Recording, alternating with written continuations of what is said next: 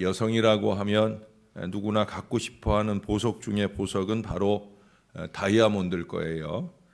이 다이아몬드가 세상에서 가장 귀한 보석이라는데 이 일을 제기할 사람은 아무도 없을 겁니다. 그렇다고 하면 이 다이아몬드가 이러한 진가가 발휘되는 이유는 도대체 어디서 나오는 것일까? 여러 가지 이유가 있겠지만 가장 중요한 것은 이 다이아몬드가 만들어지는 그 과정에서 바로 그 해답을 찾을 수 있다는 거예요. 원래 다이아몬드는 숯과 같은 성분의 물질로 땅속 깊은 곳에 있습니다. 이 숯을 탄을 캐기 위해서도 상당히 깊은 땅속으로 들어가잖아요. 그 땅속은 우리가 상상하는 이상으로 무척 더운 곳이라고 그럽니다. 그런데 다이아몬드도 바로 그렇게 땅속 깊은 곳에서 수천 년의 세월 동안 땅이 내리누르는 지압과 그 뜨거운 열기를 받음으로써 보석이 되어진다는 거예요. 그래서 어떤 것은 숯이 되고 어떤 것은 보석이 되는 이 양면의 차이를 보인다는 거예요. 그런데 이 물질이 이 숯이라고 하는 이 탄이라고 하는 물질이 다이아몬드가 되기 위해서는 무려 총 150만 파운드의 엄청난 압력과 섭씨 2700도의 열기가 더해지게 됨으로 통해서 다이아몬드가 만들어질 수 있다라고 하는 겁니다. 하나님께서도 이처럼 보잘것없는 우리들을 소중한 결실로 채우시기 위해서 우리의 삶에 이 고난의 압력과 열기를 더하실 때가 많이 있습니다. 이러한 고난은 결코 우리의 끝이 아닌 거죠. 그 고난에 대한 우리의 바른 믿음에 따라서 우리는 얼마든지 아름다운 다이아몬드로 거듭날 수가 있다는 거예요. 그게 오늘 여기 17절에서 말씀하는 징계받는 자의 복인 것입니다. 사실 이 징계받는 자, 하나님께 징계받는 자는 복이 있다. 이 표현은 아주 의미가 있어요. 그 구절 안에 징계라는 말이 2번 나오는데 뒤에 전능자의 징계라고 하는 말이 옛날 개역 한글에는 경책이라는 말로 달리 표현을 했어요. 그래서 징계받는 자는 복이 있다. 너는 하나님의 경책을 업신여기지 말라 이랬어요. 어떻든 이 징계 또는 경책이라고 하는 말은 이 잘못에 대한 책망의 의미가 있잖아요. 그렇죠? 그냥 단순한 고난이 아닌 징계라는 표현을 쓸 때는 잘못에 대한 회초리예요. 매라고 하는 거죠. 그런데 욥과 같이 의인이 애매히 고난을 받는 것이나 또는 우리가 우리 구주 예수 그리스도의 이름을 위해 받는 그 아름다운 고난을 통해서 주어지는 축복, 상급의 보장이라고 하면 그것은 당연한 귀결이겠다라고 생각할 수 있는데 그게 아니라 지금 이 엘리바스가 욥에게 이 고난이라고 하는 표현을 쓰는 것은 엘리바스가 보는 욥의 고난의 관점은 바로 죄 때문이라는 거지요. 죄의 결과로서의 징계, 경책이라는 거예요.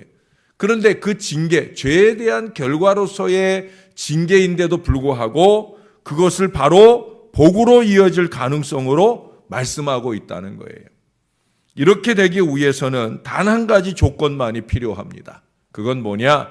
17절 하반절에 말씀하는 것처럼 전능자의 징계를 업신여기지 말아라 하는 거예요. 이 말은 근본에 당하는 고난으로 인해 불평이나 탄식이나 경거망동을 삼가고 자숙하는 마음으로 겸손히 그 고난을 수용하고 인내하면 된다라고 하는 거예요. 이런 고난으로 인해 하나님을 멀리하지도 하나님의 책망을 무시해서도 안 되며 하나님의 뜻에 철저히 그 삶을 복종하라 하는 거예요. 그래서 말씀을 통해 죄를 깨닫게 하면 회개하고 말씀을 통해 결단이 필요하면 순종하고 바로 그런 요구를 하고 있는 거예요.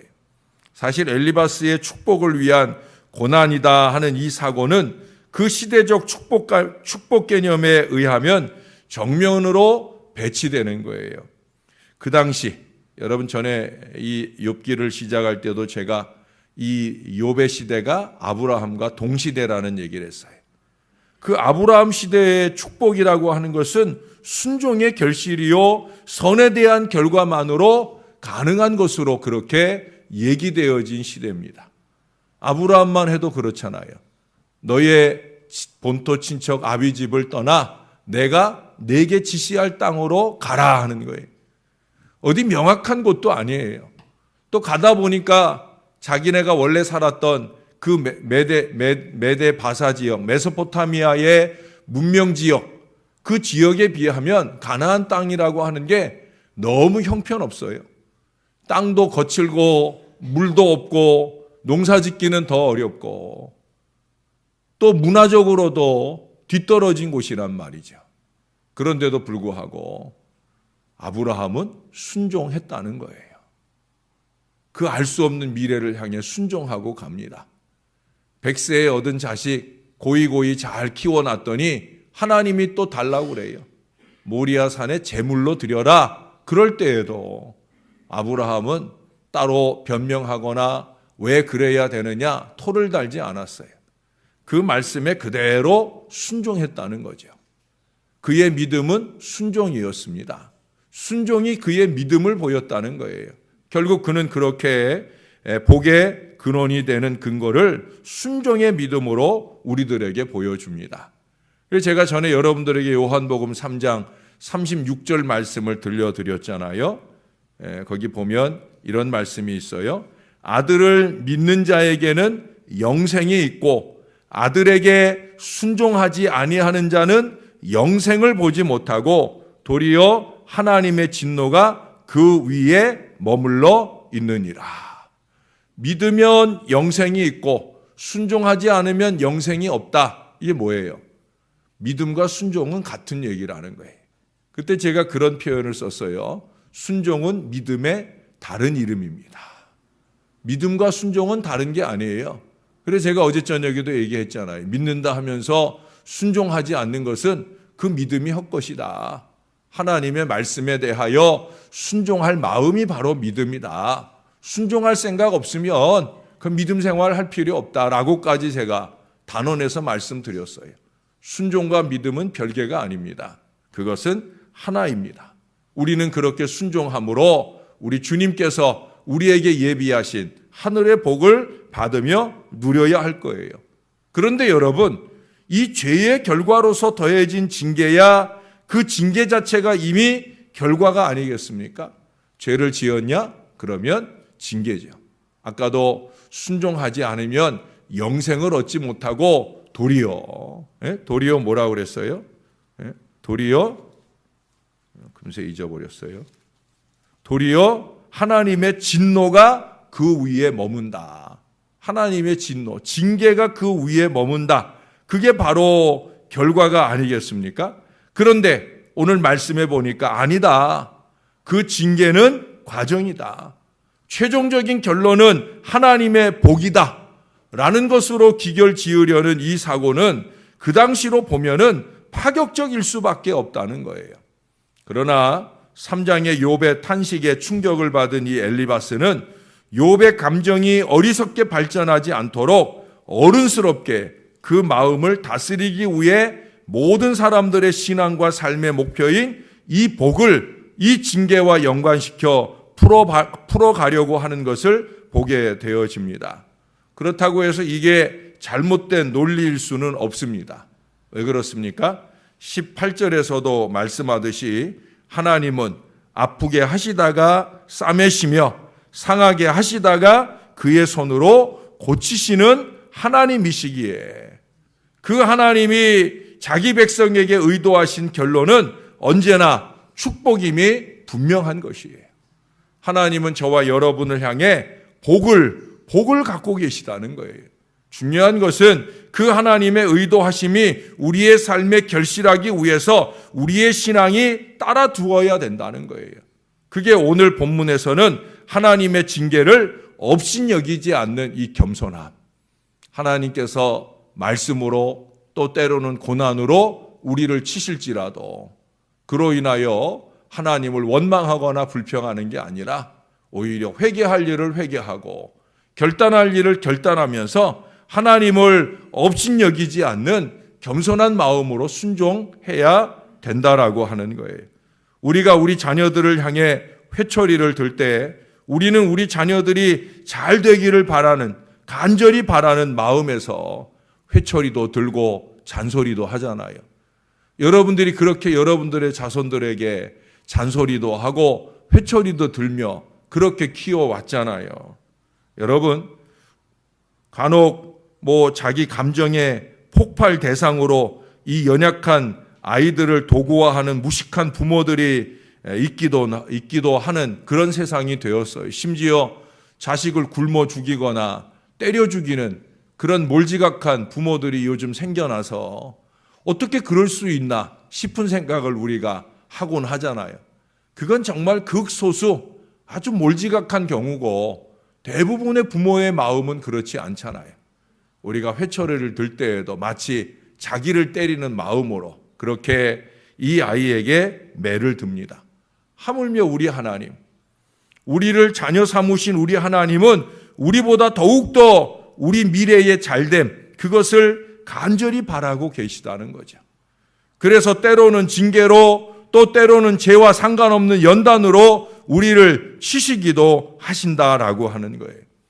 우리는 이것으로 우리의 신앙 삶을 변화시켜야 하고 이것이 우리를 더 큰 멸망의 수렁에서 우리를 건지시며 하나님께서 예비하신 그 축복의 미래로 이끄실 것을 믿고 겸손히 받아들여야 된다라고 하는 거예요. 여의도 순복음교회에서 은퇴하신 조용기 목사님이 지금 그곳에, 지금 그 교회가 있는 그곳에 성전을 건축하려 할 때, 그때 그곳은 그냥 모래밭이었거든요. 예? 황무지 중에도 황무지, 인근에 아파트 단지가 있거나 사람들이 있는 곳도 아닌 허허벌판, 그곳에 성전을 건축하려고 할 때, 그때 얼마나 교인들이 반대를 했겠어요. 그러나 목사님이 무릎 꿇고 기도할 때 하나님이 그 마음에 감동을 주셨거든요. 바로 여기다. 예? 사람의 눈으로 볼 때는 아니다 싶은, 모든 사람의 눈으로 볼 때도 아니다 싶은, 왜? 사람의 눈으로 보거든요. 세상적인 관점으로 보고, 야, 이거 성전 건축한다 그러면 내가 부담해야 될 건 얼마일까? 이 계산으로 보고. 그러니까 반대하는 거예요. 그러나 목사님이 신앙적 고집을 가지고 그 마음에 주신 믿음의 감동을 따라 그 일을 진행하게 됩니다. 그런데 또 어려움이 닥치죠.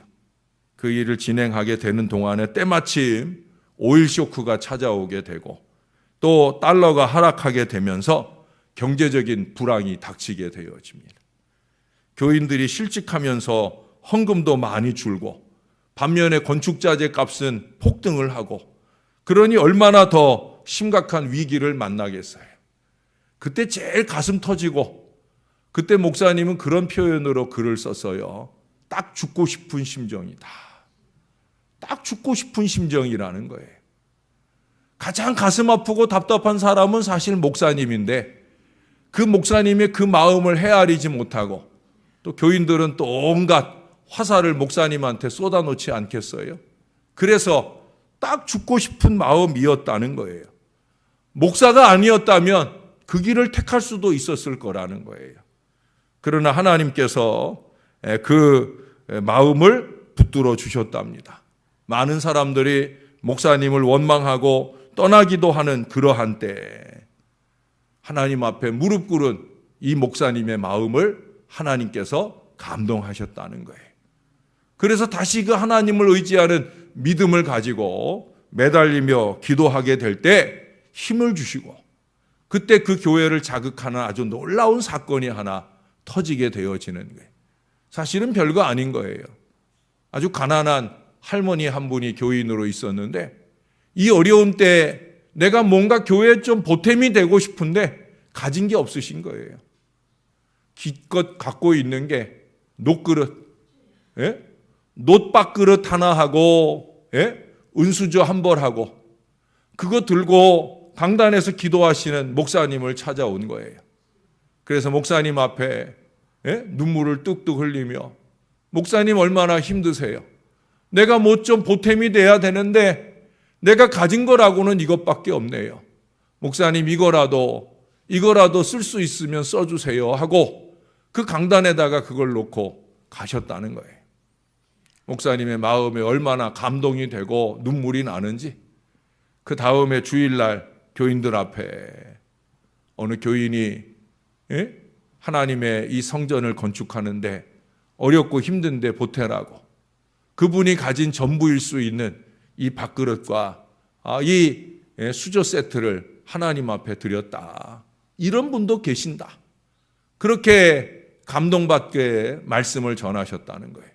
그런데 그 가운데 교인들 가운데 어느 여 권사님 한 분이 그 밥그릇하고 그 수저를 자기 집에 고이고이 모셔두고 싶다고 그러면서 그 당시로는 엄청난 금액인 1200만 원이나 되는 큰 돈으로 그 밥그릇하고 수저를 사갔다는 거예요. 목사님이 신바람 나서 그거 광고 안 하겠어요? 지난주에 그 밥그릇하고 수저 세트를 어느 교인이 1200만 원의 헌금으로 사가지고 갔다. 그게 불길이 된 거예요. 그로부터 교인들이 감동을 받고 열심 있게 헌신을 하면서 성전 건축의 위대한 역사만 이룬 것이 아니라 전 세계 제일 가는 그 하나님의 위대한 재단을 이루게 되었다라고 하는 거예요. 여러분 저절로 되는 일은 없습니다. 고난이 없는 일은 없어요. 우리가 계속 욥기를 통해 주시는 말씀이 뭐예요? 신앙 인생에도 고난이 있다. 욥과 같이 완벽한 신앙을 사는 사람에게도 고난이 있다. 그 고난을 주시는 하나님의 의도는 사단의 의도는 뭐예요? 그 고난을 통해 쓰러뜨리고자 하는 거예요. 그러나 하나님의 의도하심은 뭐냐? 그 고난을 통해 복을 주시기 원하는 거예요. 여러분 말씀을 한 군데 한번 찾아보고 오늘 말씀을 마무리해 가겠습니다. 시편 40편입니다. 욥기 뒤에 바로 시편이 이어 있습니다. 시편 40편 1절과 2절입니다.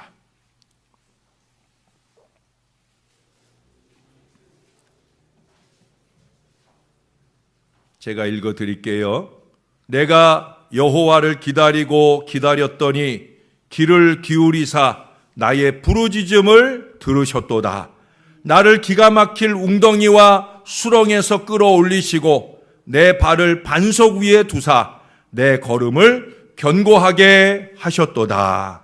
새 노래 곧 우리 하나님께 올릴 찬송을 내 입에 두셨으니 많은 사람이 보고 두려워하여 여호와를 의지하리로다. 할렐루야. 저는 이 말씀을 믿습니다. 여러분들도 믿으시기를 바랍니다. 여러분 인간의 끝이 바로 우리 하나님의 시작입니다. 하나님의 징계든 연단이든 나를 버리라 하는 신호입니다. 하나님께 전적으로 순종해라 하는 사인입니다.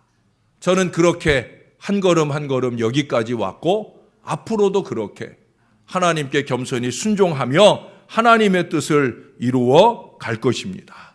마음을 낮추고 주님을 순전하게 마음을 낮추고 삶을 순전하게 하며 우리 하나님의 뜻을 겸손히 따라가기만 하면 하나님은 반드시 우리 가운데 큰 복을 주시는 놀라운 축복의 미래를 열어 주실 것입니다.